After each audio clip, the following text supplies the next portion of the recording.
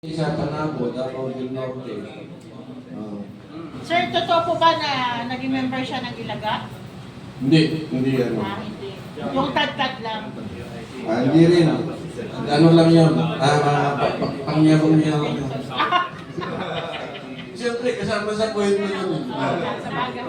Kwento na, ang tawag din namin dyan, pagkwentuhan lasing ng, siyempre, kung ano yung masasabi.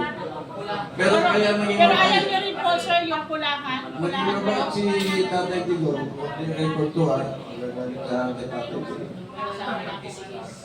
Naging mabait yan sa iyo. Nasa OB siya nung 80s. Kaya tumutulong kasi sa NPA, umakyat pa ng kampo ng NPA, pagluwi ng pagkain. Alam namin yun, dahil sa intelligence namin. Kaya pinasusurveillance sa amin.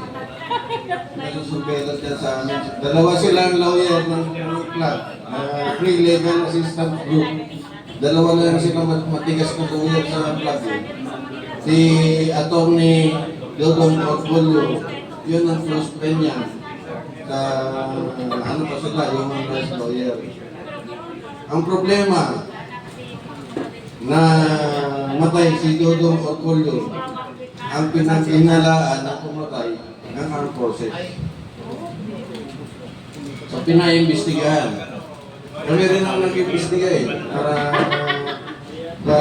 so, nalaman namin na ang pumatay dating MNLF member.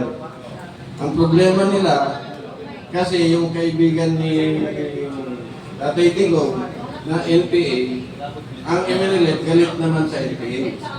Dahil sa Lapanday, dalawa yung kampo doon Sa southern part ng Lapanday, kampo ng NPA. Sa northern part ng Lapanday, kampo ng MNLF. So ang nagalit yung MNLF dahil ang revolutionary tax na tinatanggap ng NPA mas malaki kaysa tinatanggap nila. So ang napag-initan ngayon, yung siyempre, yung rights lawyer na tumutulong sa NPA.